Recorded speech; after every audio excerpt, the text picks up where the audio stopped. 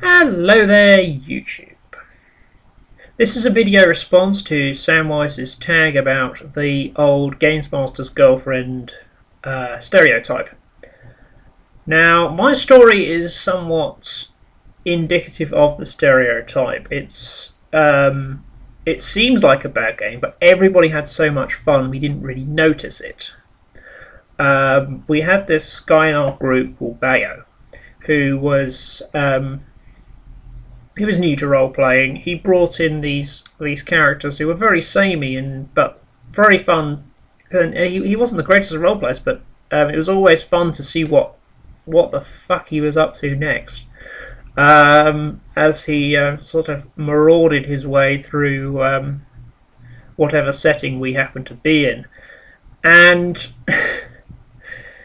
it wasn't so much his girlfriend as his crush that he invited to a game that he was running, because I was getting tired of running games, and I did this thing where I just let people each run a game, and it got round to his turn, and he said, right, I'm going to get her involved. And I was like, okay, get her involved, and I took her through character creation based on what Bayo had set up. This was a World of Darkness Mortals game, and Bayo's setting was that we were a bunch of psychotic gangster hardmen taking out various wealthy university students, which was a pretty sort of a Tarantino-esque sort of opening to start with. And she threw me a real curveball immediately. She said that she didn't want to be a sort of a psycho like the rest of us were coming up with. She was actually going to play a very sort of moral character who just happened to be the daughter of a very powerful, very violent mob boss. So her theory was that nobody would risk pissing off the mob boss, so as sort of irritating as we found her sort of morality, we'd let her live. Yeah, so also in the group we had my character was kind of a big African American chef. Oh, he's a bit like Chef from South Park, only as a serial killer.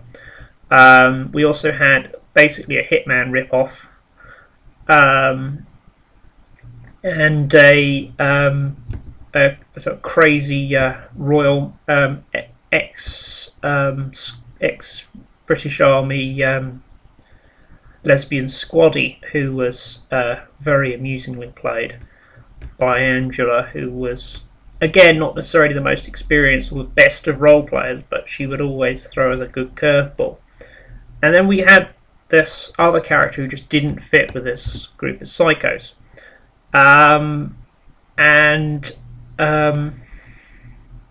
Yeah, it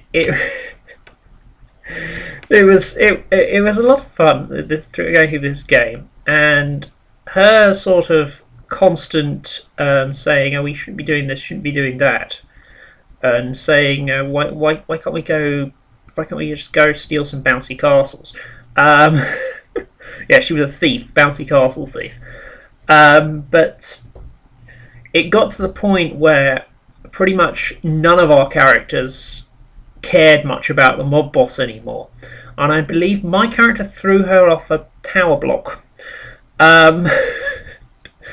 So it was a very amusing end to a very amusing character, and it was a very over-the-top, cheesy game with lots of dark humour, and ended with me. I started Morality 5, ended on Morality 1, so that was that kind of game.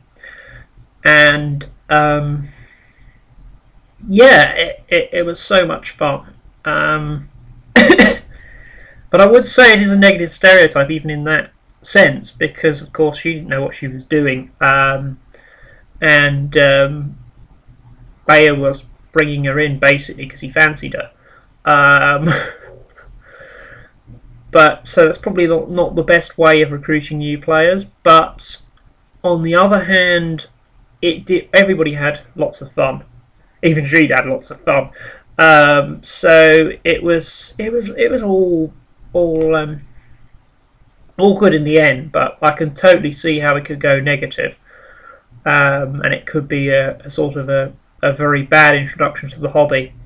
I don't know if she ever looked into role playing games much. It didn't really seem like her thing, to be honest.